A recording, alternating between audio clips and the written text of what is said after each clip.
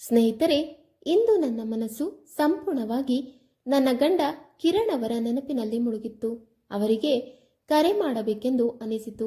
ಆದರೆ ಮೊದಲು ಮನೆಯ ಎಲ್ಲ ಕೆಲಸಗಳನ್ನು ಮುಗಿಸಿ ಮಧ್ಯಾಹ್ನ 12 ಗಂಟೆಗೆ ಶಾಂತವಾಗಿ ಕರೆ ಮಾಡೋಣವೆಂದು ತೀರ್ಮಾನಿಸಿದೆ. ಪಾತ್ರೆ ತೊಳೆಯುವುದು, ಮನೆ ಕೆಲಸಗಳು, ಅಡುಗೆ ಎಲ್ಲ ಕೆಲಸಗಳನ್ನು ಮುಗಿಸಿದ ನಂತರ 12:05ಕ್ಕೆ ಫೋನ್ ಕೈಗೆತ್ತಿಕೊಂಡು ಕಿರಣ್ ರವರ ನಂಬರ್ ಡಯಲ್ ಮಾಡಿದೆ. ಕರೆ ಬಹಳ ಸಮಯ ರಿಂಗ್ ಆಗುತ್ತಲೇ ಇತ್ತು. ಅವರು ಫೋನ್ ಎತ್ತಲಿಲ್ಲ.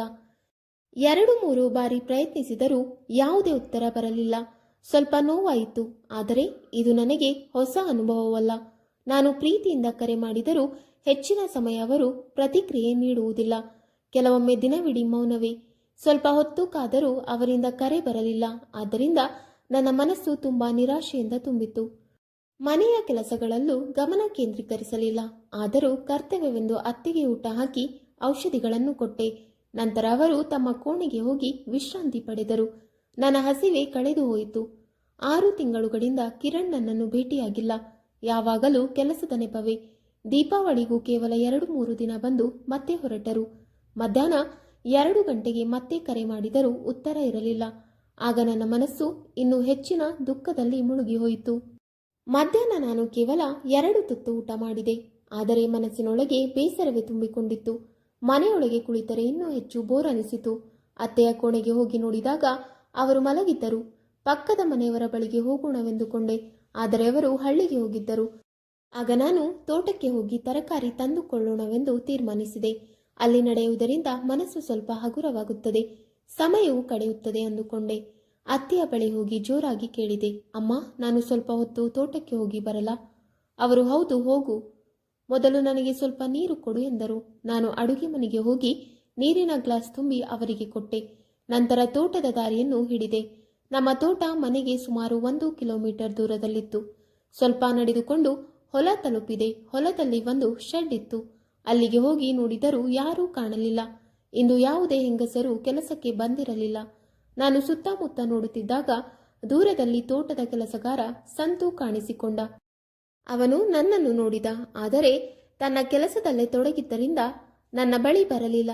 ಹೊಲದಲ್ಲಿ ಸ್ವಲ್ಪ ಬೆಂಡೆಕಾಯಿ ಬೆಳೆ ಬೆಳೆದಿತ್ತು. ರಾತ್ರಿ ಅಡುಗೆಗೆ ಅಂತ ನಾನು ಸ್ವಲ್ಪ ಬೆಂಡೆಕಾಯಿ ಕಿತ್ತುಕೊಂಡೆ. ಸಂತು ಇನ್ನು ತನ್ನ ಕೆಲಸದಲ್ಲೇ ತೊಡಗಿಕೊಂಡಿದ್ದ. ಅಲ್ಲಿ ಸಮೀಪದಲ್ಲೇ ಒಂದು ಪೇರಲೆ ಮರ ಇತ್ತು. 1-2 ಪೇರಲೆ ಕಿತ್ತು ತಿನ್ನೋಣವೆಂದು ಮನಸ್ಸಾಯಿತು. ಮರದ ಬಳಿ ಹೋದಾಗ ಅದು ಸ್ವಲ್ಪ ಎತ್ತರವಾಗಿತ್ತು. ಕೈಯಿಂದ ತಲುಪಿಸುವುದು ಸಾಧ್ಯವಿಲ್ಲವೆಂದು ಗೊತ್ತಾಯಿತು. ಆಗ ನಾನು ಹೊಲದಲ್ಲಿ ಕೆಲಸ ಮಾಡುತ್ತಿದ್ದ ಸಂತುಗೆ ಜೋರಾಗಿ ಕೂಗಿ ಕರೆದೆ. ಅವನು ದೂರದಿಂದಲೇ ನನ್ನನ್ನು ನೋಡಿ, ಹೌದು ಹೇಳಿ ಅಮ್ಮೋರೆ ಎಂದು ಉತ್ತರಿಸಿದ. ಇಲ್ಲಿ ಬಾ ಎಂದಾಗ ಬರುತ್ತೇನೆ ಎಂದು ಕೈಯಿಂದ ಸೂಚನೆ ನೀಡಿ ನನ್ನ ಬಳಿಗೆ ಬಂದ. ಹತ್ತಿರ ಬಂದು ಏನು ಬೇಕು ಅಮ್ಮೋರೆ ಎಂದು ಕೇಳಿದ. ನಾನು ಸಂತು, ನನಗೆ ಸ್ವಲ್ಪ ಪೇರಲೆ ಬೇಕಿತ್ತು, ಆದರೆ ಮರ ತುಂಬ ಎತ್ತರವಾಗಿದೆ ಎಂದೆ. ಅದಕ್ಕೆ ಅವನು, ಅಯ್ಯೋ ಚಿಂತಿಸಬೇಡಿ, ನಾನು ಕಿತ್ತುಕೊಡುತ್ತೇನೆ ಎಂದ. ಅದಕ್ಕೆ ನಿನ್ನನ್ನು ಕರೆದೆ ಎಂದು ಹೇಳಿದೆ. ಅವನು ಚಪ್ಪಲಿ ತೆಗೆದು ತಕ್ಷಣ ಪೇರಲೆ ಮರ ಏರಿದ. ಚೆನ್ನಾಗಿ ಪಕ್ವವಾದ ಕೆಲವು ಪೇರಲೆಗಳನ್ನು ಕಿತ್ತು ಕೆಳಗೆ ಎಸೆಯಲು ಸನ್ನೆ ಮಾಡಿದ. ನಿಲ್ಲು ಎಂದು ಹೇಳಿ ನಾನು ನನ್ನ ಸೀರೆಯ ಶರಗನ್ನು ಹರಡಿಕೊಂಡೆ. ಇದರಲ್ಲಿ ಹಾಕು ಎಂದೆ. ಸರಿ, ಜಾಗ್ರತೆಯಿಂದ ಹಿಡಿಯಿರಿ ಎಂದ ಅವನು. ಹೌದು, ಹಿಡಿಯುತ್ತೇನೆ ಎಂದು ಹೇಳುತ್ತಿದ್ದಂತೆ ಅವನು ಒಂದು ಪೇರಲೆ ಎಸೆದ. ನಾನು ಅದನ್ನು ಸೀರೆಯ ಶರಗಿನಲ್ಲಿ ಸರಿಯಾಗಿ ಹಿಡಿದುಕೊಂಡೆ. ನಂತರ ಅವನು, ಇನ್ನೂ ಹಾಕುತ್ತೇನೆ, ತಯಾರಿರಿ ಎಂದು ಹೇಳಿದ. ಅವನು ಇನ್ನೊಂದು ಪೇರಲೆ ಕಿತ್ತು ನನ್ನ ಸೀರೆಯ ಜೋಳಿಗೆಗೆ ಎಸೆದ. ಆ ಪೇರಲೆ ಸ್ವಲ್ಪ ದೊಡ್ಡದಾಗಿತ್ತು. ನಾನು ಸೀರೆಯ ಶರಗನ್ನು 2 ಕೈಗಳಿಂದ ಹಿಡಿದುಕೊಂಡಿದ್ದೆ. ಆದರೆ ಪೇರಲೆಯ ಬಡಿತಕ್ಕೆ ನನ್ನ ಹಿಡಿತ ಸಡಿಲವಾಯಿತು. ಪೇರಲೆಗಳು ಕೆಳಗೆ ಬಿದ್ದವು ಮತ್ತು ಅದೇ ಜಟಕೆಯಿಂದ ಶರಗು ನನ್ನ ಭುಜದಿಂದ ಜಾರಿಬಿಟ್ಟಿತು. ನಾನು ಇವತ್ತು ಸೀರೆಗೆ ಪಿನ್ ಹಾಕಿರಲಿಲ್ಲ. ಆದ್ದರಿಂದ ಶರಗು ಸುಲಭವಾಗಿ ಕೆಳಗೆ ಇಳಿದು ಬಂತು. ಆ ದಿನ ನಾನು ಚಾಕ್ಲೇಟ್ ಬಣ್ಣದ ಜಾರ್ಜೆಟ್ ಸೀರೆ ಧರಿಸಿದ್ದೆ. ಅದಕ್ಕೆ ಹೊಂದುವ ಅದೇ ಬಣ್ಣದ ಬ್ಲೌಸ್ ಕೂಡ ಹಾಕಿದ್ದೆ. ನನ್ನ ಸೀರೆಯ ಶರಗು ಕೆಳಗೆ ಜಾರಿದ ಕ್ಷಣದಲ್ಲೇ ಸಂತುನ ದೃಷ್ಟಿ ನನ್ನ ಮೇಲೆಯೇ ಇತ್ತು.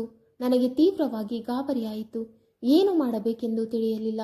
ಆಗ ಅವನು ತಕ್ಷಣ, ಸಾರಿ ಅಮ್ಮೋರೆ, ಸಾರಿ, ತಪ್ಪಾಗಿ ಪೇರಲೆಯನ್ನು ಜೋರಾಗಿ ಎಸೆದಿದ್ದೇನೆ, ಕ್ಷಮಿಸಿ ಎಂದು ಹೇಳಿದ. ನಾನು ಒಮ್ಮೆ ಮೇಲಕ್ಕೆ ನೋಡಿ ಅವನತ್ತ ನೋಡಿದೆ. ಅವನ ಕಣ್ಣುಗಳು ಇನ್ನೂ ನನ್ನ ಮೇಲೆಯೇ ಇದ್ದವು. ಆ ಕ್ಷಣದಲ್ಲಿ ನನ್ನ ಸ್ಥಿತಿ ತುಂಬಾ ಅಸ್ವಸ್ಥವಾಯಿತು. ತಕ್ಷಣವೇ ಕೆಳಗೆ ಬಿದ್ದಿದ್ದ ಶರಗನ್ನು ಎತ್ತಿಕೊಂಡು ಬೇಗನೆ ಭುಜದ ಮೇಲೆ ಸರಿಪಡಿಸಿಕೊಂಡೆ. ಅದಾದ ನಂತರ ಸಂತು ತನ್ನ ದೃಷ್ಟಿಯನ್ನು ಬೇರೆಡೆಗೆ ತಿರುಗಿಸಿಕೊಂಡು ಸ್ವಲ್ಪ ಗಾಬರಿಯಲ್ಲಿ ಆ ಕಡೆ ಈ ಕಡೆ ನೋಡತೊಡಗಿದ. ನನಗೆ ಸ್ವಲ್ಪ ವಿಚಿತ್ರವಾಗಿ ಅನಿಸಿತು. ಆದರೆ ನಾನು ಏನು ಹೇಳಲು ಸಾಧ್ಯವಾಗಲಿಲ್ಲ. ಕೆಳಗೆ ಬಿದ್ದಿದ್ದ 2 ಪೇರಲೆಗಳನ್ನು ಎತ್ತಿಕೊಂಡು, ಸರಿ ಸಂತು, ಇಷ್ಟು ಸಾಕು ಎಂದು ಹೇಳಿದೆ. ಅದಕ್ಕೆ ಅವನು, ಇನ್ನೂ ತೆಗೆದುಕೊಳ್ಳಿ ಎಂದು ಹೇಳಿ, ಸರಿ, ನಾನು ಕಿತ್ತು ಕೆಳಗಿನ ಹುಲ್ಲಿನ ಮೇಲೆ ಹಾಕುತ್ತೇನೆ ಎಂದ. ನಾನು ಮೌನವಾಗಿ ತಲೆ ಅಲ್ಲಾಡಿಸಿ ಒಂದು ಬದಿಯಲ್ಲಿ ನಿಂತುಕೊಂಡೆ. ಸಂತು ಮತ್ತೆ ಪೇರಲೆಗಳನ್ನು ಕಿತ್ತಲು ಶುರು ಮಾಡಿ ಚೆನ್ನಾಗಿ ಪಕ್ವವಾದ ಪೇರಲೆಗಳನ್ನು ಪಕ್ಕದ ಹಸಿರು ಹುಲ್ಲಿನ ಮೇಲೆ ಎಸೆಯುತ್ತಾ ಹೋದ. ಪೇರಲೆ ಮರದ ಕೆಳಗೆ ತುಂಬಾ ಹಸಿರು ದಟ್ಟವಾದ ಹುಲ್ಲು ಇತ್ತು. ಮರಕ್ಕೂ ಆ ಹುಲ್ಲಿಗೂ ಬಾವಿಯಿಂದ ನೀರು ಬರುತ್ತಿದ್ದರಿಂದ ಅದು ತುಂಬಾ ಸುಂದರವಾಗಿ ಕಾಣಿಸುತ್ತಿತ್ತು. ಅವನು ಸಾಕಷ್ಟು ಪೇರಲೆ ಹಣ್ಣುಗಳನ್ನು ಕೆಳಗೆ ಹಾಕಿದ ನಂತರ ನಾನು, ಅಯ್ಯೋ ಸಾಕು ಸಂತು, ಈಗ ಎಷ್ಟು ಕೀಳುತ್ತೀಯಾ ಎಂದೆ. ಸರಿ, ಇನ್ನೂ ಕೀಳಲ್ಲ ಎಂದು ಹೇಳಿ ಅವನು ಮರದಿಂದ ಕೆಳಗೆ ಇಳಿದು ಬಂದ. ಅಮ್ಮೋರೆ, ಈ ಪೇರಲೆಗಳನ್ನು ನಿಮಗೆ ಎತ್ತಿಕೊಡಲ ಎಂದು ಅವನು ಕೇಳಿದ. ನಾನು, ಅಯ್ಯೋ ಬೇಡ ಬೇಡ, ಮನೆಯಲ್ಲಿ ತುಂಬಾನೇ ಇವೆ, ಇಷ್ಟು ಬೇಕಾಗಿಲ್ಲ, 4-5 ಸಾಕು ಎಂದೆ. ಅಲ್ಲಿದ್ದ ಪೇರಲೆಗಳಲ್ಲಿ ನಾನು ಕೇವಲ 2-3 ಮಾತ್ರ ಎತ್ತಿಕೊಂಡು ನನ್ನ ಸೀರೆಯ ಶೆರಗಿನಲ್ಲಿ ಇಟ್ಟುಕೊಂಡೆ. ಉಳಿದವುಗಳ ಬಗ್ಗೆ ಕೇಳಿದಾಗ, ನೀನೇ ತಿನ್ನು, ಮನೆಗೆ ತೆಗೆದುಕೊಂಡು ಹೋಗು ಎಂದೆ. ಅದಕ್ಕೆ ಅವನು, ಮನೆಯಲ್ಲೂ ಯಾರೂ ತಿನ್ನಲ್ಲ ಎಂದ. ಅದಾದರೆ ಯಾರಿಗಾದರೂ ಕೊಡು ಎಂದೆ. ನಾನು ಚೀಲ ತರಲಿಲ್ಲವೆಂದು ಇಷ್ಟು ಪೇರಲೆಗಳನ್ನು ಮನೆಗೆ ತರುವುದಕ್ಕೂ ಆಗುವುದಿಲ್ಲ ಎಂದು ಅವನು ಹೇಳಿದ. ಸರಿ, ನಾನು ಏನಾದರೂ ಮಾಡುತ್ತೇನೆ ಎಂದೆ. ನಂತರ ಅವನು, ಅಮ್ಮೋರೆ, ಪೇರಲೆ ತಪ್ಪಾಗಿ ಜೋರಾಗಿ ಎಸೆಯಲ್ಪಟ್ಟಿತ್ತು, ಅದು ದೊಡ್ಡದು ಆಗಿತ್ತು, ನಿಮಗೆ ಜಟಿಕೆ ಆಯಿತೇನೋ, ಕ್ಷಮಿಸಿ, ಎಲ್ಲಾದರೂ ಗಾಯವಾಗಿದೆಯೇ ಎಂದು ಕೇಳಿದ. ನಾನು, ಇಲ್ಲ ಇಲ್ಲ, ಏನೂ ಆಗಿಲ್ಲ ಎಂದೆ. ನಂತರ ನಾನು, ನಿನ್ನಿಂದ ಸ್ವಲ್ಪ ಏನೋ ಕೇಳಬೇಕು ಎಂದೆ. ಹೇಳಿ ಎಂದನು. ಇವತ್ತು ಮಾಲೀಕರಿಂದ ನಿನಗೆ ಫೋನ್ ಬಂದಿತ್ತಾ ಎಂದು ಕೇಳಿದೆ. ಅವನು, ಹೌದು, ಇವತ್ತೇ ಬಂದಿದೆ ಎಂದ. ಎಷ್ಟು ಹೊತ್ತಿಗೆ ಎಂದು ಕೇಳಿದಾಗ, ಸುಮಾರು 1 ಗಂಟೆ ಹಿಂದೆ ಎಂದ. ಏನು ಹೇಳಿದರು ಎಂದೆ. ಏನೂ ಇಲ್ಲ, ಯೋಗಕ್ಷೇಮ ಕೇಳಿದರು ಅಷ್ಟೇ ಎಂದನು. ನಿಜ ಹೇಳ್ತಿದ್ದೀಯಾ ಎಂದಾಗ, ನಾನು ಸುಳ್ಳು ಯಾಕೆ ಹೇಳಲಿ ಎಂದು ಹೇಳಿ ತಕ್ಷಣ ಜೇಬಿನಿಂದ ಮೊಬೈಲ್ ತೆಗೆದು ತೋರಿಸಿದ. ಇಲ್ಲಿ ನೋಡಿ, 52 ನಿಮಿಷಗಳಾಗಿವೆ ಎಂದ. ನಾನು ಸರಿ ಎಂದು ಹೇಳಿ ಹೊರಡಲು ಸಿದ್ಧವಾದೆ. ಅವನು, ಸರಿ ಅಮ್ಮೋರೆ, ಹೋಗಿ ಬನ್ನಿ, ಹೀಗೆ ಹೊಲಕ್ಕೆ ಬಂದು ತರಕಾರಿ ತೆಗೆದುಕೊಂಡು ಹೋಗುತ್ತೀರಿ ಎಂದ. ಹೌದು, ಬರುತ್ತೇನೆ ಎಂದೆ. ಮತ್ತೆ ನಿಮ್ಮದು ಎಲ್ಲ ಸರಿಯೇ ಎಂದಾಗ, ಎಲ್ಲ ಚೆನ್ನಾಗಿಯೇ ಇದೆ ಎಂದನು. ನಂತರ ನಾನು ಅಲ್ಲಿಂದ ಮನೆ ಕಡೆಗೆ ನಡೆಯತೊಡಗಿದೆ. ಆದರೆ ಸ್ನೇಹಿತರೆ, ಈಗ ನನ್ನ ಗಂಡ ನನ್ನೊಂದಿಗೆ ಮಾಡಿಕೊಂಡ ವರ್ತನೆ ನನಗೆ ತುಂಬಾ ನೋವು ನೀಡುತ್ತಿತ್ತು. ನಾನು ಇಷ್ಟು ಬಾರಿ ಕರೆ ಮಾಡಿದರೂ ಅವರು ನನ್ನ ಫೋನ್ ಎತ್ತಲಿಲ್ಲ, ನನಗೆ ಕರೆ ಕೂಡ ಮಾಡಲಿಲ್ಲ. ಆದರೆ ಸ್ವಲ್ಪ ಹೊತ್ತಿನ ಹಿಂದೆಯೇ ಅವರು ಸಂತುಗೆ ಕರೆ ಮಾಡಿದ್ದರೆಂದು ತಿಳಿದಾಗ ನನ್ನ ಮನಸ್ಸು ಇನ್ನಷ್ಟು ಕಳವಳಗೊಂಡಿತು. ಅವರು ಹೀಗೆ ಏಕೆ ವರ್ತಿಸುತ್ತಿದ್ದಾರೆ ಎಂಬುದು ನನಗೆ ಅರ್ಥವಾಗುತ್ತಿರಲಿಲ್ಲ. ಸಂತು ನಮ್ಮ ಹೊಲದಲ್ಲಿ ಕೆಲಸ ಮಾಡುವ ಕೆಲಸಗಾರ. ನನ್ನ ಗಂಡ ನಗರದಲ್ಲಿ ವಾಸಿಸುತ್ತಿದ್ದರು. ಹೊಲದ ಎಲ್ಲ ಕೆಲಸಗಳನ್ನು ಸಂತುನೇ ನೋಡಿಕೊಳ್ಳುತ್ತಿದ್ದ. ನನ್ನ ಗಂಡ ಅವನಿಗೆ ವರ್ಷ ಪೂರ್ತಿ ಒಳ್ಳೆಯ ಸಂಬಳ ಕೊಡುತ್ತಿದ್ದರಿಂದ ಸಂತು ಕೂಡ ಮನಸ್ಸಿಟ್ಟು ಕೆಲಸ ಮಾಡಿ ಹೊಲವನ್ನು ಚೆನ್ನಾಗಿ ನೋಡಿಕೊಳ್ಳುತ್ತಿದ್ದ. ಅವನು ತುಂಬಾ ನಿಷ್ಠಾವಂತ ವ್ಯಕ್ತಿ. ನಾನು ಹೊಲದಿಂದ ಮನೆ ಕಡೆಗೆ ನಡೆಯುತ್ತಾ ಬಂದರೂ ನನ್ನ ಮನಸ್ಸಿನಲ್ಲಿ ಇದೇ ವಿಚಾರಗಳು ಸುತ್ತಾಡುತ್ತಲೇ ಇದ್ದವು. ನನ್ನ ಗಂಡ ನನ್ನೊಂದಿಗೆ ಹೀಗೆ ಏಕೆ ನಡೆದುಕೊಳ್ಳುತ್ತಾರೆ ಎಂಬುದು ನನಗೆ ಅರ್ಥವಾಗುತ್ತಿರಲಿಲ್ಲ. ಇದು ಇಂದಿನ ವಿಷಯವಲ್ಲ, ಮದುವೆಯಾದ ನಂತರದಿಂದಲೇ ಇದೇ ಸ್ಥಿತಿ. ಮದುವೆಯಾದ ಕೆಲವೇ ದಿನಗಳಲ್ಲಿ ಅವರು ಕೆಲಸಕ್ಕಾಗಿ ನಗರಕ್ಕೆ ಹೋಗಿಬಿಟ್ಟರು. ಹಲವರು ತಮ್ಮ ಹೆಂಡತಿಯನ್ನು ನಗರಕ್ಕೆ ಜೊತೆಯಾಗಿ ಕರೆದುಕೊಂಡು ಹೋಗುತ್ತಾರೆ. ಆದರೆ ನನ್ನ ಗಂಡ ನನಗೆ ಈ ಅವಕಾಶ ಕೊಡಲಿಲ್ಲ. ನನಗೆ ಹಳ್ಳಿಯಲ್ಲಿ ಉಳಿಯಬೇಕಾದ ಯಾವುದೇ ವಿಶೇಷ ಕಾರಣವೂ ಇರಲಿಲ್ಲ. ಅವರು ನನ್ನನ್ನು ತಮ್ಮ ತಾಯಿ, ಅಂದರೆ ನನ್ನ ಅತ್ತೆಯ ಆರೈಕೆಗೆಂದು ಇಲ್ಲಿ ಬಿಡಲಾಗಿದೆ ಎಂದು ಹೇಳುತ್ತಾರೆ. ಆದರೆ ಅವರ ಪ್ರತಿಯೊಂದು ನಿರ್ಧಾರವನ್ನು ನಾನು ಮೌನವಾಗಿ ಒಪ್ಪಿಕೊಳ್ಳಬೇಕಾಯಿತು. ನನ್ನ ಭಾವನೆಗಳು, ನನ್ನ ಆಸೆಗಳು ಎಲ್ಲವೂ ಒಳಗೆ ಒತ್ತಿಕೊಂಡು ಹೋದವು. ಈಗಂತೂ ನನ್ನ ಆಸೆ ಆಕಾಂಕ್ಷೆಗಳು ದಮನ ಮಾಡಿಕೊಳ್ಳುವ ಅಭ್ಯಾಸವೇ ಆಗಿಬಿಟ್ಟಿದೆ. ಇಂತಹ ಆಲೋಚನೆಗಳಲ್ಲಿ ಮುಳುಗಿದೆಯೇ ನಾನು ಮನೆ ತಲುಪಿದೆ. ಮನೆಗೆ ಬಂದಾಗ ನಮ್ಮ ಅತ್ತೆ ಎದ್ದು ಕುಳಿತಿದ್ದರು. ನಾನು ಅವರಿಗಾಗಿ ಚಹಾ ಮಾಡಿಕೊಟ್ಟೆ. ನಾನು 1 ಕಪ್ ಚಹಾ ಕುಡಿದೆ. ಆ ಸಮಯಕ್ಕೆ ನನಗೆ ಮತ್ತೆ ಗಂಡನಿಗೆ ಫೋನ್ ಮಾಡುವ ಮನಸ್ಸೇ ಬರಲಿಲ್ಲ. ಏಕೆಂದರೆ ಅವರಿಗೆ ನನ್ನೊಂದಿಗೆ ಮಾತನಾಡುವ ಆಸಕ್ತಿ ಇಲ್ಲ ಎಂಬುದು ನನಗೆ ಇವತ್ತು ಚೆನ್ನಾಗಿ ಗೊತ್ತಾಗಿತ್ತು. ಅದಕ್ಕಾಗಿ ಇನ್ನು ಮುಂದೆ ನಾನು ನನ್ನಿಂದಲೇ ಅವರಿಗೆ ಕರೆ ಮಾಡಬಾರದೆಂದು ತೀರ್ಮಾನಿಸಿದೆ. ಅವರಿಗೆ ಮಾತನಾಡಬೇಕೆನಿಸಿದರೆ ಅವರು ಕರೆ ಮಾಡಲಿ, ಇಲ್ಲದಿದ್ದರೆ ಪರವಾಗಿಲ್ಲ ಎಂದುಕೊಂಡೆ. ನಮ್ಮ ಮದುವೆಗೆ ಈಗ 1.5 ವರ್ಷ ಆಗಿದೆ. ಆದರೆ ನನ್ನ ಗಂಡ ನನಗೆ ಯಾವತ್ತೂ ಪ್ರೀತಿಯಿಂದ ಮಾತನಾಡಿಲ್ಲ. ಸಂಜೆ ನಾನು ಅಡುಗೆ ಮಾಡಿದೆ. ಅತ್ತೆ ಮತ್ತು ನಾನು ಇಬ್ಬರೂ ಜೊತೆಯಾಗಿ ಊಟ ಮಾಡಿದೆವು. ಅತ್ತೆಗೆ ನನ್ನ ಮನಸ್ಸಿನ ಮಾತು ಹೇಳೋಣವೆಂದು ಅನಿಸಿತು. ಆದರೆ ಅವರು ಏನು ಮಾಡಬಲ್ಲರು? ಅವರು ಈಗ ವಯಸ್ಸಾಗಿದ್ದಾರೆ. ಮಗನಿಗೆ ಏನು ಹೇಳಲು ಸಾಧ್ಯ? ಊಟದ ನಂತರ ನಾನು ನನ್ನ ಕೋಣೆಗೆ ಹೋಗಿ ಮಲಗಿಕೊಂಡೆ. ಮುಂದಿನ ದಿನ ಬೆಳಿಗ್ಗೆ 8 ಗಂಟೆಗೆ ಎದ್ದೆ. ಸ್ನಾನ ಮಾಡಿ ಪೂಜೆ ಮಾಡಿದೆ. ಅತ್ತೆಗೆ ಮತ್ತು ನನಗಾಗಿ ತಿಂಡಿ ತಯಾರಿಸಿದೆ. ನನ್ನ ಅತ್ತೆ ನನ್ನ ಅಪ್ಪನ ಸ್ವಂತ ಅಕ್ಕನಾಗಿದ್ದರು. ನನ್ನ ಗಂಡ ಸೋದರತ್ತೆಯ ಮಗ. ಕೆಲವೊಮ್ಮೆ ತವರು ಮನೆಗೆ ಹೋಗಿ ಬಿಡೋಣವೆಂದು ಅನಿಸುತ್ತದೆ. ಆದರೆ ಅಲ್ಲಿ ಹೋಗಿ ಏನು ಮಾಡಲಿ? ಕೆಲವೊಮ್ಮೆ 15 ದಿನಗಳವರೆಗೆ ತವರಿನಲ್ಲೇ ಇರುತ್ತೇನೆ. ಆದರೆ ಅಲ್ಲಿ ಕೂಡ ಜನ ಹಲವಾರು ಪ್ರಶ್ನೆಗಳನ್ನು ಕೇಳುತ್ತಾರೆ. ಹಾಗಾಗಿ ಇಲ್ಲೇ ಇರುವುದು ಲೇಸು ಎಂದು ಎನಿಸುತ್ತದೆ. ಮನಸ್ಸನ್ನು ಒತ್ತಿ ಇಲ್ಲೇ ಉಳಿಯುತ್ತೇನೆ. ನನ್ನ ಅತ್ತೆ ತುಂಬಾನೇ ಒಳ್ಳೆಯವರು. ನಾನು ಆವಾಗ ಹೊಲಕ್ಕೆ ಹೋಗುತ್ತಿರುತ್ತೇನೆ. ಅಲ್ಲಿ ಹೋದರೆ ಸ್ವಲ್ಪ ಮನಸ್ಸಿಗೆ ನೆಮ್ಮದಿ ಸಿಗುತ್ತದೆ. ನಾನು ನೋಡಲು ತುಂಬ ಅಲಂಕಾರಿಕಳಲ್ಲ, ಹೆಚ್ಚು ಬಿಳಿಯೂ ಅಲ್ಲ, ತುಂಬ ಕಪ್ಪು ಅಲ್ಲ. ನನ್ನ ದೇಹಾಕೃತಿ ಚೆನ್ನಾಗಿದೆ ಮತ್ತು ನನ್ನ ಎತ್ತರ 5 ಅಡಿ 6 ಇಂಚು. ಮನೆಯಲ್ಲಿ ಕೆಲವೊಮ್ಮೆ ನಾನು ಸಲ್ವಾರ್ ಸೂಟ್ ಧರಿಸುತ್ತೇನೆ, ಕೆಲವೊಮ್ಮೆ ಸೀರೆ. ಹಾಗೆ ನೋಡಿದರೆ ನನಗೆ ಸೀರೆ ಧರಿಸುವುದೇ ಹೆಚ್ಚು ಇಷ್ಟ. ಒಂದು ದಿನ ಬೆಳಿಗ್ಗೆ 10 ಗಂಟೆಗೆ ನನ್ನ ಅತ್ತೆ, ಅನಾಮಿಕಾ ಇವತ್ತು ಕ್ಯಾರೆಟ್ ಹಲ್ವಾ ಮಾಡಿಕೊಡ್ತೀಯಾ ಎಂದು ಕೇಳಿದರು. ನಾನು ಹೌದು ಮಾಡುತ್ತೇನೆ ಎಂದೆ. ಆದರೆ ಅದಕ್ಕೆ ಗೋಡಂಬಿ ತರಲು ಅಂಗಡಿಗೆ ಹೋಗಬೇಕು ಎಂದೆ. ಅದಕ್ಕೆ ಅವರು ಹೌದು ಹೋಗಿ ತಂದುಕೋ, ಸ್ವಲ್ಪ ಸಮಯ ಹಿಡಿದರೂ ಪರವಾಗಿಲ್ಲ ಎಂದರು. ನಾನು ಎಲ್ಲ ಕೆಲಸ ಬಿಟ್ಟು ಸೀರೆ ಸರಪಡಿಸಿಕೊಂಡು ಕೂದಲನ್ನು ಸರಿಯಾಗಿ ಕಟ್ಟಿಕೊಂಡು ಮನೆ ಹೊರಗೆ ಬಂದು ಚಪ್ಪಲಿ ಹಾಕಿಕೊಂಡು ರೇಷನ್ ಅಂಗಡಿಯ ಕಡೆಗೆ ಹೊರಟೆ. ಮನೆಯಿಂದ ಅಂಗಡಿ ಸ್ವಲ್ಪ ದೂರದಲ್ಲಿತ್ತು. ದಾರಿಯಲ್ಲಿ ಒಂದು ಚೌಕ ಬರುತ್ತದೆ. ಅಲ್ಲಿ ಕುಳಿತುಕೊಳ್ಳಲು ಕೆಲವು ಬೆಂಚ್ಗಳನ್ನು ಹಾಕಲಾಯಿತು. ನಾನು ಅಲ್ಲಿ ಹಾದು ಹೋಗುವಾಗ ಕೆಲವರು ಕುಳಿತಿರುವುದನ್ನು ನಾನು ಕಂಡೆ. ಅವರ ಮಾತುಗಳು ನನ್ನ ಕಿವಿಗೆ ಬಿದ್ದವು. ಅರೆ ನೋಡಿ, ಕಿರಣ್ನ ಹೆಂಡತಿ ಹೋಗ್ತಿದ್ದಾಳೆ ಎಂದು ಒಬ್ಬನು ಹೇಳಿದ. ಇನ್ನೊಬ್ಬನು, ಇಷ್ಟು ಸುಂದರ ಹೆಂಡತಿ ಇದ್ದರೂ ಕಿರಣ್ ಅವಳಿಲ್ಲದೆ ಇಷ್ಟು ದಿನ ನಗರಗಳಲ್ಲಿ ಹೇಗೆ ಇರ್ತಾನೋ ಎಂದ. ಮೂರನೆಯವನು, ಅವಳ ಫಿಗರ್ ತುಂಬಾ ಚೆನ್ನಾಗಿದೆ, ಗಜಬು ಎಂದು ಹೇಳಿದ. ಆ ಮಾತುಗಳು ನನಗೆ ತುಂಬ ಅಸಹಜವಾಗಿ ನೋವಿನಂತೆ ಅನಿಸಿತು. ನಾನು ವೇಗವಾಗಿ ನಡೆಯುತ್ತಾ ರೇಷನ್ ಅಂಗಡಿಗೆ ಹೋದೆ. ಅಲ್ಲಿ ಗೋಡಂಬಿ ಮತ್ತು ಇನ್ನು ಕೆಲವು ಸಾಮಾನುಗಳನ್ನು ತೆಗೆದುಕೊಂಡು ಮತ್ತೆ ಮನೆ ಕಡೆಗೆ ಹಿಂತಿರುಗಿದೆ. ಮನೆಗೆ ಹಿಂತಿರುಗಲು ಮತ್ತೆ ಅದೇ ಚೌಕದ ದಾರಿಯಿಂದ ಹೋಗಬೇಕಾಗಿತ್ತು. ಆದರೆ ಆಗ ಆ ದಾರಿಯಿಂದ ಹೋಗುವುದಕ್ಕೆ ನನಗೆ ಭಯವಾಗತೊಡಗಿತು. ಅವರು ಮತ್ತೆ ಅಲ್ಲಿ ಕುಳಿತಿರಬಹುದು, ನನ್ನ ಬಗ್ಗೆ ಮತ್ತೆ ಅಶ್ಲೀಲ ಮತ್ತು ಕೀಳು ಮಾತುಗಳನ್ನು ಆಡಬಹುದು ಎಂಬ ಭಾವನೆ ನನ್ನನ್ನು ಕಾಡಿತ್ತು. ಅದಕ್ಕಾಗಿ ನಾನು ಸ್ವಲ್ಪ ದೂರವಾದರೂ ಬೇರೆ ದಾರಿಯಿಂದ ಮನೆಗೆ ಹೋಗಲು ತೀರ್ಮಾನಿಸಿದೆ. ಆ ದಾರಿ ಸ್ವಲ್ಪ ಉದ್ದವಾಗಿದ್ದರೂ ನನಗೆ ಒಪ್ಪಿಗೆಗೆ ಆಗಿತ್ತು. ಏಕೆಂದರೆ ಆ ಕೆಟ್ಟ ಜನರ ದೃಷ್ಟಿಗೆ ಮತ್ತೆ ಸಿಲುಕಲು ನನಗೆ ಇಷ್ಟವಿರಲಿಲ್ಲ. ಆ ಬದಿ ದಾರಿಯಿಂದ ನಡೆದುಕೊಂಡು ಕೊನೆಗೆ ಮನೆ ತಲುಪಿದೆ. ನಂತರ ಅತ್ತೆಗೆ ಕ್ಯಾರೆಟ್ ಹಲ್ವಾ ಮಾಡಲು ಶುರು ಮಾಡಿದೆ. ಸ್ವಲ್ಪ ಸಮಯದಲ್ಲೇ ಹಲ್ವಾ ತಯಾರಾಯಿತು. ಅತ್ತೆ ಮತ್ತು ನಾನು ಇಬ್ಬರು ಜೊತೆಯಾಗಿ ಊಟ ಮಾಡಿದೆವು.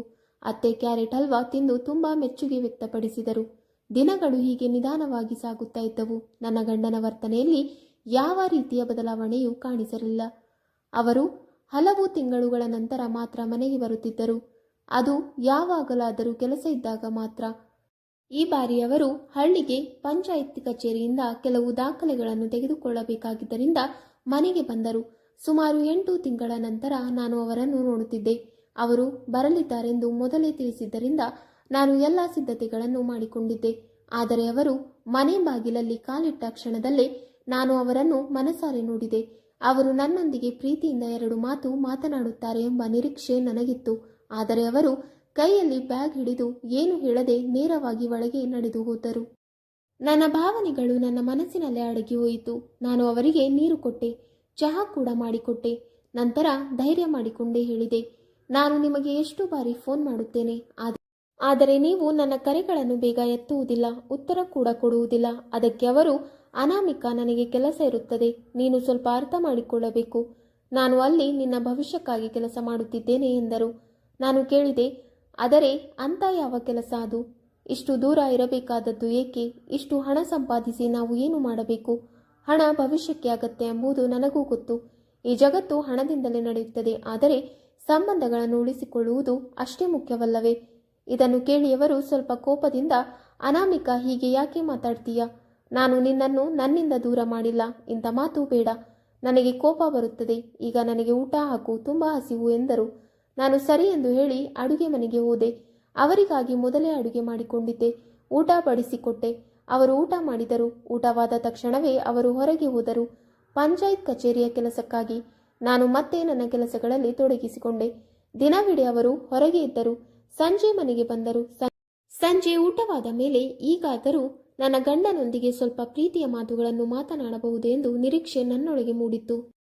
ಅವರು ಮೊದಲೇ ತಮ್ಮ ಕೋಣೆಗೆ ಹೋಗಿ ಮಲಗಿಕೊಂಡಿದ್ದರು. ನಾನು ಪಾತ್ರೆಗಳನ್ನು ಎಲ್ಲವೂ ಜೋಡಿಸಿ ಕೊಠಡಿಗೆ ಹೋದೆ. ನನ್ನ ಗಂಡ ಹಾಸಿಗೆಯ ಮೇಲೆ ಮಲಗಿದ್ದರು. ನಾನು ಅವರ ಪಕ್ಕದಲ್ಲಿ ಮಲಗಿ ನಿಧಾನವಾಗಿ ಒಂದು ಕೈ ಅವರ ಭುಜದ ಮೇಲೆ ಇಟ್ಟು ಕೇಳಿದೆ, ಏನಾಯಿತು? ಇವತ್ತು ತುಂಬ ಆಯಾಸವಾಗಿದೆಯಾ? ನಿದ್ರೆ ಬಂತ? ನೀವು ತೆಗೆದುಕೊಳ್ಳಲು ಹೋಗಿದ್ದ ಆ ಕಾಗದಗಳು ಸಿಕ್ಕಿವೆಯಾ? ಅವರು ಇಲ್ಲ, ಆ ಅಧಿಕಾರಿಗಳು ಇರಲಿಲ್ಲ, ನಾಳೆ ಬರಬೇಕಂತೆ ಎಂದರು. ನಾನು ಸರಿ, ಸರ್ಕಾರಿ ಕೆಲಸ ಅಂದರೆ ಹಾಗೆ, ಸಮಯಕ್ಕೆ ಆಗೋದಿಲ್ಲ ಎಂದೆ.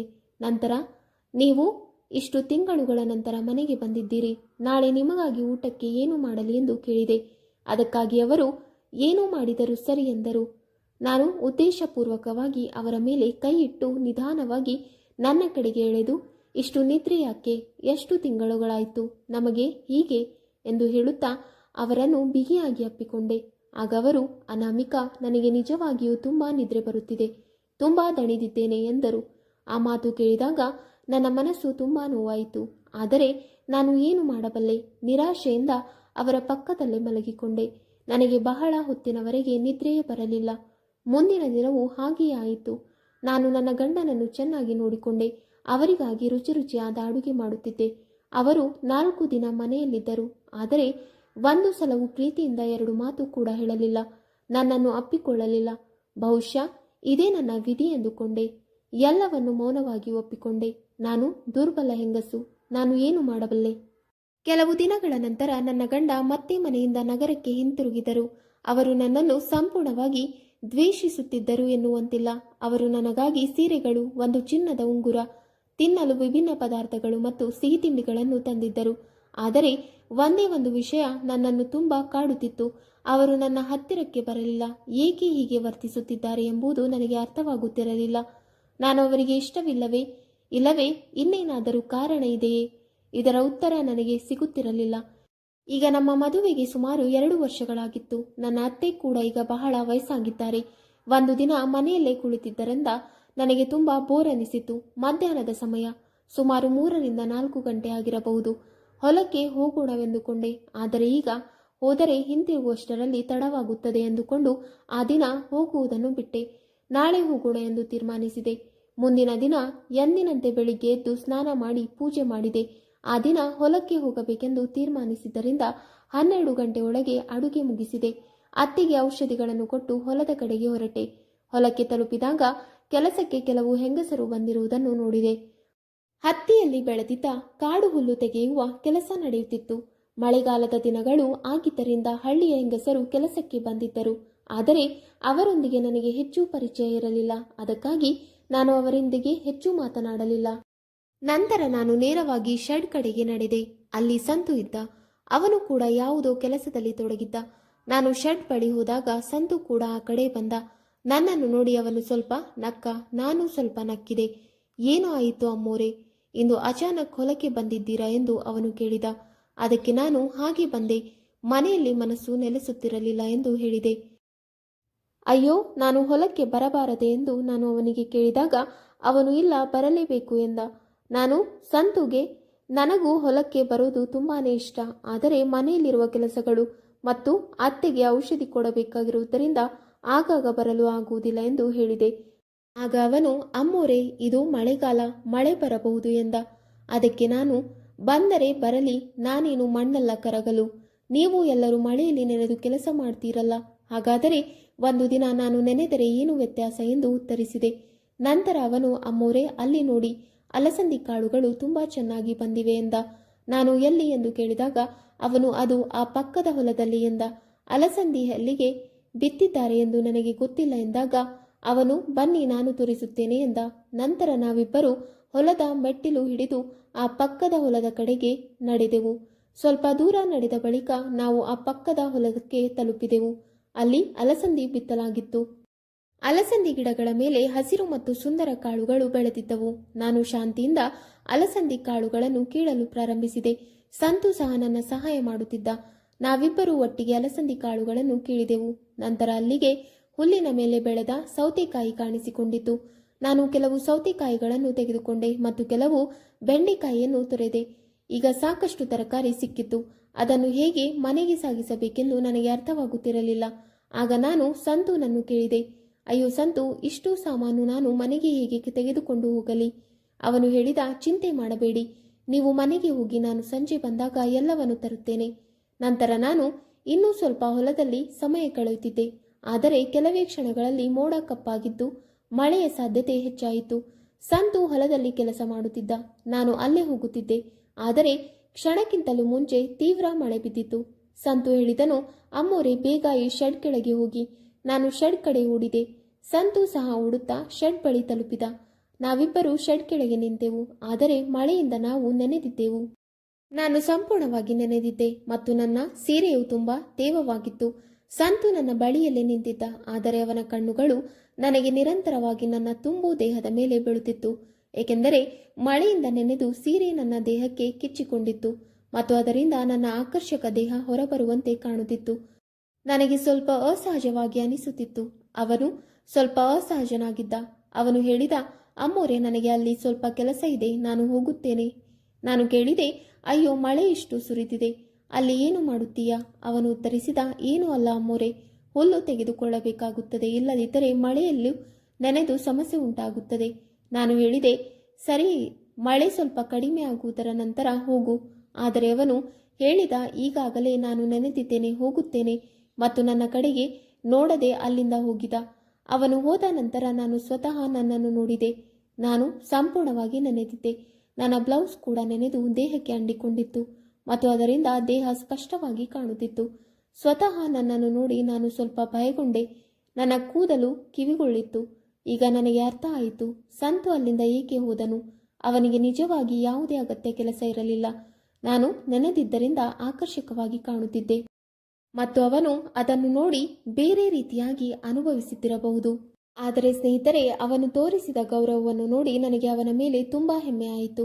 ಬೇರೆ ಯಾರಾದರೂ ಇದ್ದರೆ ನೆನೆಸಿದ ಆಕರ್ಷಕ ಮಹಿಳೆಯನ್ನು ನೋಡಿ ತನ್ನ ದೃಷ್ಟಿಯನ್ನು ನಿಯಂತ್ರಿಸಲು ಸಾಧ್ಯವಾಗುವುದಿಲ್ಲ. ಆದರೆ ಸಂತು ಅಲ್ಲಿಂದ ಹೋದನು. ಇದಾಗಿದೆ ಅವನ ಮಹತ್ವ, ಅವನ ಒಳ್ಳೆಯತನ. ನಾನು ಸ್ವಲ್ಪ ಕಾಲ ಅಲ್ಲಿಯೇ ನಿಂತಿದ್ದೆ. ಈಗ ಮಳೆ ಸ್ವಲ್ಪ ಕಡಿಮೆ ಆಗಿದೆ. ನಾನು ಗಟ್ಟಿಯಾಗಿ ಕೂಗಿ ಹೇಳಿದೆ, ಸಂತು, ನಾನು ಮನೆಗೆ ಹೋಗುತ್ತಿದ್ದೇನೆ. ಅವನ ದೂರದಿಂದಲೇ ಉತ್ತರಿಸಿದ, ಸರಿ ಅಮ್ಮೋರೆ, ನೀವು ಮನೆಗೆ ಹೋಗಿ. ಮನೆಗೆ ಬಂದು ನಾನು ಬಟ್ಟೆ ಬದಲಾಯಿಸಿದೆ. ಅತ್ತೆಗೆ ಅವರ ಔಷಧಿಗಳನ್ನು ನೀಡಿದೆ. ಮನೆಯಲ್ಲಿ ಸ್ವಲ್ಪ ಕೆಲಸಗಳಿದ್ದವು, ಅವು ಮಾಡತೊಡಗಿದೆ. ಸಂಜೆ 6 ಗಂಟೆಗೆ ಬಾಗಿಲಿಗೆ ತಟ್ಟಿದ ಧ್ವನಿಯು ಕೇಳಿಸಿತು. ನಾನು ಬಾಗಿಲು ತೆರೆದೆ. ಸಂತು ನಿಂತಿದ್ದ. ಅವನ ಕೈಯಲ್ಲಿ ತರಕಾರಿಗಳ ಚೀಲ ಇತ್ತು. ಮಧ್ಯಾಹ್ನ ಹೊಲದಿಂದ ತೆಗೆದುಕೊಂಡವು ಅದೇ ತರಕಾರಿ ಎನ್ನುವುದು ನೆನಪಾಯಿತು. ನಾನು ಅವನ ಕೈಯಿಂದ ಚೀಲ ತೆಗೆದುಕೊಂಡೆ. ನನ್ನ ಅತ್ತೆ ಬಾಗಿಲ ಬಳಿಯಲ್ಲಿ ಕೂತಿದ್ದರು. ಸಂತು ಒಳಗೆ ಬಾ ಎಂದರು. ಅವನು ಚಪ್ಪಲಿಯನ್ನು ಹೊರಗೆ ಬಿಟ್ಟು ಒಳಗೆ ಬಂದು ಕುರ್ಚಿಯಲ್ಲಿ ಕುಳಿತುಕೊಂಡ. ನಾನು ಸಂತುಗಾಗಿ ಚಹಾ ತಯಾರಿಸಬೇಕು ಎಂದು ಅತ್ತೆ ಹೇಳಿದರು. ಸರಿ, ತಯಾರಿಸುತ್ತೇನೆ ಎಂದು ನಾನು ಹೇಳಿ ಚಹಾ ತಯಾರಿಸಲು ಹೋದೆ. ಅತ್ತೆ ಅವನೊಂದಿಗೆ ಹೊಲ ಮತ್ತು ಕೃಷಿ ಕುರಿತು ಮಾತನಾಡತೊಡಗಿದರು. ನಂತರ ಅತ್ತೆ ಹೇಳಿದರು, ಸಂತು, ಇಷ್ಟು ದಿನಗಳ ನಂತರ ಮನೆಗೆ ಬಂದಿದ್ದೀಯಾ, ಆದ್ದರಿಂದ ನೀನು ಇವತ್ತು ರಾತ್ರಿ ಇಲ್ಲೇ ಊಟ ಮಾಡಿ ಹೋಗು. ಸಂತು ನಿರಾಕರಿಸುತ್ತಿದ್ದ. ಆದರೆ ಅತ್ತೆ ಮತ್ತೆ ಹೇಳಿದರು, ಅನಾಮಿಕಾ, ಈ ಕಡೆ ಬಾ. ನಾನು ಅಲ್ಲಿ ನಿಂತು ಅವರ ಮಾತುಗಳನ್ನು ಕೇಳುತ್ತಿದ್ದೆ. ಸಂತು ಇಂದು ನಮ್ಮ ಜೊತೆ ಊಟ ಮಾಡುತ್ತಾನೆ, ಅವನಿಗೆ ಕೂಡ ಊಟವನ್ನು ತಯಾರಿಸು. ಸರಿ ಅತ್ತೆ ಎಂದು ಹೇಳಿ ನಾನು ಅಡಿಗೆ ಮನೆಯಲ್ಲಿ ಹೋಗಿ ಅತ್ತೆ ಸೂಚಿಸಿದಂತೆ ಪನೀರ್ ಪಲ್ಯ ಮತ್ತು ರೊಟ್ಟಿ ತಯಾರಿಸಿದೆ. ಎಲ್ಲ ತಯಾರಾದ ನಂತರ ನಾನು ಅತ್ತೆ ಮತ್ತು ಸಂತುಗೆ ಊಟ ನೀಡಿದೆ. ಇಬ್ಬರು ಒಟ್ಟಿಗೆ ಊಟ ಮಾಡಿದರು. ಊಟದ ನಂತರ ಅತ್ತೆ ಹೇಳಿದರು, ಸಂತು, ಈ ಮಳೆಗಾಲ ಮುಗಿಯುತ್ತಿದ್ದಂತೆ ಸಮಯ ತೆಗೆದುಕೊಂಡು ಬಾ. ಮನೆಯಲ್ಲಿನ ಸಾಮಾನು ವ್ಯವಸ್ಥೆ ಮಾಡಬೇಕು. ಕೆಲವು ಹಳೆಯ ಸಾಮಾನುಗಳನ್ನು ಕೂಡ ಹೊರಹಾಕಬೇಕು. ಅನಾಮಿಕಾ ಒಬ್ಬಳೇ ಈ ಕೆಲಸವನ್ನು ಮಾಡಲಾರಳು. ಸಂತು ಹೇಳಿದನು, ಹೌದು ಅಮ್ಮ, ನಾನು ಬರುತ್ತೇನೆ. ನಾಳೆ ಅಥವಾ ನಾಡಿದ್ದೇ ಬರುತ್ತೇನೆ. ಪ್ರತಿ ವರ್ಷ ನಾನು ನಿಮ್ಮ ಈ ಕೆಲಸವನ್ನು ಮಾಡುತ್ತೇನೆ ಎಂದು ಹೇಳಿದ. ಆವಾಗ ಅತ್ತೆ, ಹೌದು ಸಂತು, ನೀನು ಇದ್ದರೆ ಚೆನ್ನಾಗಿದೆ. ನಂತರ ನಾನು ಸಂತುಗೆ ಕೇಳಿದೆ, ಕಿರಣ್ ಅವರು ನಿನಗೆ ಫೋನ್ ಮಾಡುತ್ತಾರಾ ಎಂದು. ಆವಾಗ ಅವನು, ಹೌದು, ಕೆಲವೊಮ್ಮೆ ಬರುತ್ತದೆ. ಆದರೆ ಕಿರಣ್ಗೆ ಈ ಮನೆಯ ತಾಯಿ ಮತ್ತು ಪತ್ನಿಯ ಬಗ್ಗೆ ಯಾವ ಚಿಂತೆ ಇಲ್ಲ. ಅವನು ನಗರದಲ್ಲಿದ್ದಾನೆ, ಹಣ ಗಳಿಸುತ್ತಾನೆ. ಆದರೆ ಅದರಿಂದ ಏನು ಲಾಭ? ದೇವರು ನೀಡಿರುವಷ್ಟು ಇಷ್ಟರಲ್ಲಿ ನಾವು ಸಂತೋಷವಾಗಿರಬಹುದು. ಆದರೆ ಅವನು ಹಾಗಿಲ್ಲ. ಸ್ವಲ್ಪ ಸಮಯದ ನಂತರ ಸಂತು ಅಲ್ಲಿಂದ ಹೋದ. 2-3 ದಿನಗಳ ನಂತರ ಮತ್ತೆ ಬೆಳಿಗ್ಗೆ ಬಂದ. ಆ ದಿನ ನಾವು ಮನೆಯ ಎಲ್ಲ ಸಾಮಾನು ವ್ಯವಸ್ಥೆ ಮಾಡಿದೆವು. ಸಂತು ತುಂಬಾ ಸಹಾಯ ಮಾಡಿದನು. ಅವನ ದೇಹ ಗಟ್ಟಿಯಾಗಿತ್ತು. ಕೆಲಸದಲ್ಲಿ ನಿಪುಣತೆಯುಳ್ಳವನು. ಅವನು ಮನೆಯ ಎಷ್ಟು ಕೆಲಸವನ್ನಾದರೂ ಸುಲಭವಾಗಿ ನೆರವೇರಿಸಿದ. ನನ್ನ ಅತ್ತೆ ಕೂಡ ಮನೆಯಲ್ಲೇ ಇದ್ದರು. ಸಂತು ಮತ್ತು ನನ್ನ ಅತ್ತೆ ನಡುವೆ ಉತ್ತಮ ಸಂಬಂಧವಿತ್ತು. ನಾನು ಕೂಡ ದಿನಪೂರ್ತಿ ಅವರೊಂದಿಗೆ ಮಾತನಾಡುತ್ತಿದ್ದೆ. ಆ ದಿನ ತುಂಬ ಚೆನ್ನಾಗಿ ಕಳೆಯಿತು. ನನಗೆ ಸಂತು ಜೊತೆಗೆ ಮಾತನಾಡುವುದು ತುಂಬ ಇಷ್ಟವಾಗಿತ್ತು. ಅವನು ಮುಕ್ತ ಚಿಂತನೆಯ ವ್ಯಕ್ತಿಯಾಗಿದ್ದ. ಸಂಜೆ 4 ಗಂಟೆ ಆಗಿತ್ತು. ಮನೆಯಲ್ಲಿ ಕೆಲಸ ಮಾಡುತ್ತಾ ನಾನು ಸ್ವಲ್ಪ ಅತ್ತೆಗೆ ಮತ್ತು ಸಂತುಗೆ ಚಹಾ ಕುಡಿಯಿರಿ, ನಾನು ಚೆನ್ನಾಗಿ ತಯಾರಿಸಿದ್ದೇನೆ ಎಂದು ಹೇಳಿದೆ. ಅವನು ಹೇಳಿದ, ಹೌದು ಅಮ್ಮೋರೆ, ನಾನು 10 ನಿಮಿಷದಲ್ಲಿ ಮತ್ತೆ ಬರುತ್ತೇನೆ. ಅವನು ಸ್ನಾನ ಮಾಡಿ ಹೊರಬಂದ. ನಾನು ಅವನಿಗೆ ಚಹಾ ಕಪ್ ನೀಡಿದ್ದು, ಸಂತು, ನನ್ನ ಹೆಸರು ಅನಾಮಿಕಾ. ನೀನು ನನ್ನನ್ನು ಅನಾಮಿಕಾ ಎಂದು ಕರೆದರೆ ಸರಿಯಾಗಿರುತ್ತದೆ ಎಂದು ಹೇಳಿದೆ. ನನ್ನ ಅತ್ತೆ ಬಾಗಿಲಿನ ಬಳಿ ಕುರ್ಚಿಯಲ್ಲೇ ಕುಳಿತಿದ್ದರು. ಅವರು ನಕ್ಕು, ಹೌದು, ಅವಳನ್ನು ಅನಾಮಿಕಾ ಎಂದೇ ಕರಿ ಸಂತು ಎಂದು ಹೇಳಿದರು. ಅವನು, ಏನೂ ತೊಂದರೆ ಇಲ್ಲ, ಸರಿಯಾಗಿದೆ ಅತ್ತೆ ಕೂಡ ಹೇಳಿದರು. ನೀವು ಹೇಗೆ ಹೇಳಿದರೋ ಆಗುತ್ತೆ ಎಂದು ಸಂತು ಹೇಳಿದನು. ನಾವು ಸಂಜೆಯವರೆಗೆ ಸ್ವಲ್ಪ ಕೆಲಸ ಮಾಡಿ 5 ಗಂಟೆಗೆ ಎಲ್ಲ ಕೆಲಸ ಮುಗಿದಿತು. ನಂತರ ಸಂತು ಹೇಳಿದನು, ಅನಾಮಿಕಾ, ನಾನು ಈಗ ಮನೆಗೆ ಹೋಗುತ್ತಿದ್ದೇನೆ. ನಾನು ಹೇಳಿದೆ, ಹೌದಾ ಸಂತು, ಧನ್ಯವಾದಗಳು. ಅವನು ಹೇಳಿದ, ಸರಿಯಾ, ನಾನು ನಾಳೆ ಅಥವಾ ನಾಡಿದ್ದು ಹೊಲಕ್ಕೆ ಬಂದು ಕೆಲವು ತರಕಾರಿಗಳನ್ನು ತರ್ತೇನೆ. ಹೌದು, ಖಂಡಿತವಾಗಿ ಬನ್ನಿ ಎಂದು ಅವನು ಹೇಳಿದನು. ಬಳಿಕ ಅವನು ತನ್ನ ಮನೆಗೆ ಮರಳಿದನು. ಆ ದಿನ ಬೆಳಿಗ್ಗೆ ಮನೆಯ ಕೆಲಸಗಳನ್ನು ಮುಗಿಸಿ ನಾನು 12 ಗಂಟೆಗೆ ಹೊಲದ ಕಡೆ ಹೊರಟೆ. ಹೊಲದಲ್ಲಿ ಯಾರೂ ಕಾಣಲಿಲ್ಲ. ಕೆಲಸ ಮಾಡುವ ಮಹಿಳೆಯರು ಬರದಿದ್ದರು. ನಾನು ಶೆಡ್ ಬಳಿ ಹೋದೆ. ಸಂತು ಕೂಡ ಎಲ್ಲೂ ಕಾಣಲಿಲ್ಲ. ನಾನು ಅಲ್ಲಿ ಸ್ವಲ್ಪ ಬೆಂಡೆಕಾಯಿಯನ್ನು ಕಡಿದೆ. ಸುಮಾರು 1 ಇಡೀ ಸಮಯದ ನಂತರ ಸಂತು ರಸ್ತೆ ಬಳಿಯಿಂದ ಹೊಲದ ಕಡೆ ಬರುತ್ತಿದ್ದನು. ನಾನು ಶೆಡ್ನ ಬಳಿ ಇದ್ದೆ. ಅವನು ದೂರದಿಂದ ನನ್ನನ್ನು ನೋಡಿ ನನ್ನ ಬಳಿಗೆ ಬಂದು, ಏನಾಯಿತು ಸಂತು, ಎಲ್ಲಿ ಹೋಗಿದ್ದೀಯಾ ಎಂದು ಕೇಳಿದೆ. ಆವಾಗ ಅವನು ಹೇಳಿದ, ಅನಾಮಿಕಾ, ಮನೆಗೆ ಸ್ವಲ್ಪ ಕೆಲಸ ಇದ್ದ ಕಾರಣ ಹೋಗಬೇಕಾಯಿತು. ನಾನು, ಓ ಸರಿ ಆಯಿತು ಬಿಡು, ಆದರೆ ಇವತ್ತು ಮಹಿಳೆಯರು ಯಾರೂ ಕೆಲಸಕ್ಕೆ ಬರಲಿಲ್ಲ ಎಂದು ಕೇಳಿದೆ. ಆಗ ಅವನು, ಹೌದು, ಇವತ್ತು ಯಾರೂ ಬಂದಿಲ್ಲ ಎಂದು ಉತ್ತರಿಸಿದ. ನಂತರ ಸಂತು ಹೊಲದ ಕೆಲಸಗಳನ್ನು ಮಾಡಲು ಶುರು ಮಾಡಿದ. ನಾನು ಆ ಕಡೆ ಈ ಕಡೆ ತಿರುಗಾಡುತ್ತಿದ್ದೆ. ಆಗ ಅಚಾನಕ್ಕಾಗಿ ನನ್ನ ಪಾದಕ್ಕೆ ಏನೋ ಚುಚ್ಚಿದಂತಾಯಿತು. ಕಾಲಿಗೆ ಮುಳ್ಳು ಚುಚ್ಚಿತ್ತು. ನಾನು ಜೋರಾಗಿ ಕಿರುಚಿದೆ. ಅಮ್ಮ, ಸತ್ತೇ ನಾನು ಎಂದು. ಇದನ್ನು ಕೇಳಿಸಿಕೊಂಡ ಸಂತು ಓಡಿ ಬಂದು, ಏನಾಯಿತು ಅಮ್ಮೋರೆ ಎಂದು ಕೇಳತೊಡಗಿದ. ನಾನು ಕಾಲಿಗೆ ಏನು ಜೋರಾಗಿ ಚುಚ್ಚಿದೆ ಎಂದು ಹೇಳಿದಾಗ, ನೀವು ಹೆದರಬೇಡಿ, ನಾನು ನೋಡುತ್ತೇನೆ ಎಂದು ಕೆಳಗೆ ಕುಳಿತು ನನ್ನ ಕಾಲನ್ನು ಅವನ ತೊಡೆಯ ಮೇಲೆ ಇರಿಸಿಕೊಂಡು ನೋಡಿದ. ಅಮ್ಮೋರೆ, ಮುಳ್ಳು ಚುಚ್ಚಿದೆ, ನಾನು ತೆಗೆತೀನಿ, ಸ್ವಲ್ಪ ನೋವಾಗುತ್ತದೆ ಎಂದನು. ಅವನು ಮುಳ್ಳನ್ನು ತೆಗೆದನು. ನನಗೆ ಕಾಲು ನೋವಾಗುತ್ತಿತ್ತು. ನಾನು ಸ್ವಲ್ಪ ಅಲ್ಲಿಯೇ ಹುಲ್ಲಿನ ಮೇಲೆ ಕಣ್ಣು ಮುಚ್ಚಿಕೊಂಡು ಕುಳಿತುಕೊಂಡೆ. ಸ್ವಲ್ಪ ಹೊತ್ತಿನ ನಂತರ ನಾನು ಶೆಡ್ ಕಡೆಗೆ ಹೋಗಬೇಕೆಂದು ಎದ್ದು ನಿಂತೆ. ಆದರೆ ನನಗೆ ನಡೆಯಲು ಸಾಧ್ಯವಾಗಲಿಲ್ಲ. ಸ್ವಲ್ಪ ದೂರ ಹೋದ ಮೇಲೆ ಮತ್ತೆ ಅಲ್ಲಿ ಕುಳಿತುಕೊಂಡೆ. ನಾನು, ಸಂತು, ನನಗೆ ನಡೆಯಲು ಆಗುತ್ತಿಲ್ಲ ಎಂದೆ. ಅವನು, ಚಿಂತೆ ಮಾಡಬೇಡಿ, ನಾನು ಸಹಾಯ ಮಾಡುತ್ತೇನೆ ಎಂದು ಹೇಳಿ ಕೆಳಗೆ ಕುಳಿತ. ಅವನು ನನ್ನ ಒಂದು ಕೈ ಹಿಡಿದು ನನ್ನನ್ನು ನಿಲ್ಲಿಸಿದ. ನಾನು ಒಂದು ಕೈ ಅವನ ಭುಜದ ಮೇಲೆ ಇಟ್ಟೆ. ಇನ್ನೊಂದು ಕೈ ಅವನು ನನ್ನ ಹೊಟ್ಟೆಯ ಬಳಿ ಇಟ್ಟ. ನಿಧಾನವಾಗಿ ಬನ್ನಿ ಎಂದ. ನಾನು ಅವನ ಭುಜದ ಆಧಾರದಿಂದ ನಿಧಾನವಾಗಿ ನಡೆಯುತ್ತಾ ನೋವು ಇರುವ ಕಾಲಿಗೆ ಜಾಗ್ರತೆಯಿಂದ ಹೆಜ್ಜೆ ಹಾಕುತ್ತಾ 2-3 ಹೆಜ್ಜೆ ಹಾಕಿದೆ. ಶೆಡ್ ಬಳಿ ತಲುಪಿದ ಮೇಲೆ ಅಲ್ಲಿ ಇದ್ದ ಕಾಟಿನ ಮೇಲೆ ನಾನು ಕುಳಿತುಕೊಂಡೆ. ಅನಾಮಿಕಾ, ನೀವು ಇಲ್ಲಿ ಸ್ವಲ್ಪ ಸಮಯ ವಿಶ್ರಾಂತಿ ತೆಗೆದುಕೊಳ್ಳಿ, ನಂತರ ಚೆನ್ನಾಗಿರುತ್ತದೆ ಎಂದು ಅವನು ಹೇಳಿದ. ಸ್ವಲ್ಪ ಕಾಯಿರಿ, ಅಲ್ಲಿ ಒಂದು ಮರ ಇದೆ, ಅದರ ಎಲೆಗಳನ್ನು ನುಣ್ಣಗೆ ಅರೆದು ಹಚ್ಚಿದರೆ ನೋವು ಕಡಿಮೆ ಆಗುತ್ತದೆ. ನಾನು ತಂದು ಕೊಡುತ್ತೇನೆ, ಚಿಂತೆ ಮಾಡಬೇಡಿ ಎಂದು ಹೇಳಿ ಅವನು ತಕ್ಷಣ ಶೆಡ್ನ ಹೊರಗೆ ಹೋದ. ಅಲ್ಲಿ ಹಸಿರು ಎಲೆಯನ್ನು ತಂದು ತನ್ನ ಕೈಗಡಿಯಲ್ಲಿ ನುರಿದು ಅದರ ಹಸಿರು ರಸವನ್ನು ನನ್ನ ಕಾಲಿನ ಮೇಲೆ ನಿಧಾನವಾಗಿ ಹಚ್ಚಲು ಪ್ರಾರಂಭಿಸಿದ. ಅವನು ಬಹಳ ಎಚ್ಚರಿಕೆಯಿಂದ ರಸ ಹಚ್ಚುತ್ತಿದ್ದ. ನನ್ನ ಕಾಲಿನ ನೋವು ನಿಜವಾಗಿಯೂ ಕಡಿಮೆ ಆಗತೊಡಗಿತು.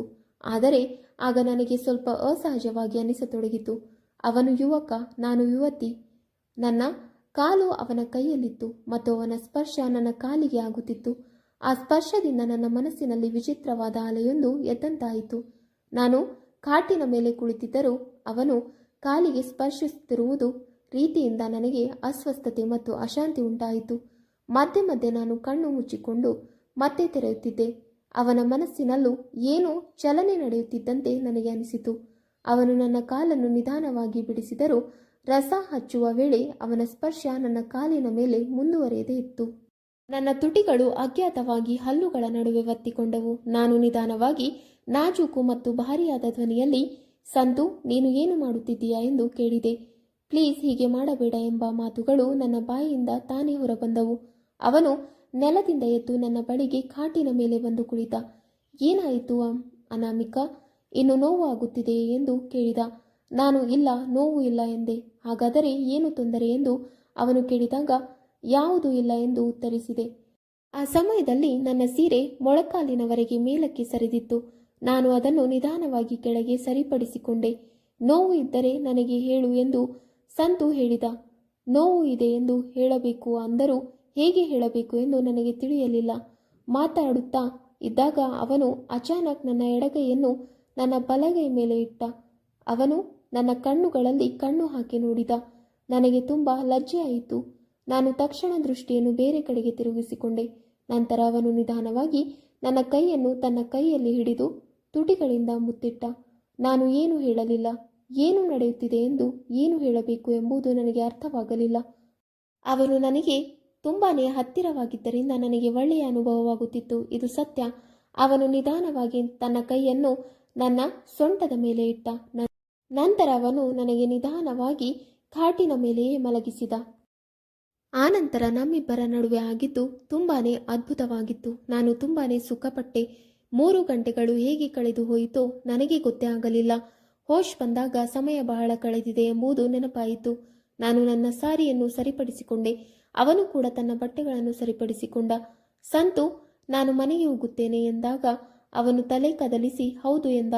ಹೋಗುವ ಮೊದಲು ಅವನು ನನ್ನ ಬಳಿ ಬಂದು ನಿಧಾನವಾಗಿ ನನ್ನ ಕೈ ಮೇಲೆ ಪ್ರೀತಿಯಿಂದ ಮುತ್ತಿಟ್ಟ. ಆ ಕ್ಷಣದಲ್ಲಿ ನನ್ನ ಮನಸ್ಸು ತುಂಬಿ ಬಂತು. ನಾನು ಅವನಿಗೆ ಮುತ್ತಿಡಬೇಕೆಂದು ಅನಿಸಿತು, ಆದರೆ ಧೈರ್ಯವಾಗಲಿಲ್ಲ. ಹಾಗೆಯೇ ತಕ್ಷಣ ಮನೆಗೆ ಬಂದೆ. ಮನೆಗೆ ಬಂದರೂ ಮನಸ್ಸು ನೆಲೆಸಲಿಲ್ಲ. ಹೊಲದಲ್ಲಿ ನಡೆದಿದ್ದ ವಿಚಾರಗಳು ಮನಸ್ಸಿನಲ್ಲಿ ತಿರುಗುತ್ತಲೇ ಇದ್ದವು.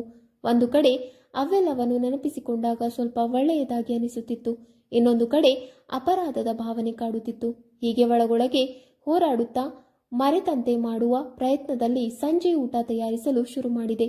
ಸಂಜೆ 6:30ಕ್ಕೆ ಸಂತು ಮತ್ತೆ ಮನೆಗೆ ಬಂದ. ಹೊಲದಿಂದ ಇನ್ನು ಕೆಲವು ತರಕಾರಿಗಳನ್ನು ತಂದಿದ್ದ. ನನ್ನ ಅತ್ತೆ ಅವನನ್ನು ತಡೆದು ಒಳಗೆ ಕೂರಿಸಿಕೊಂಡರು.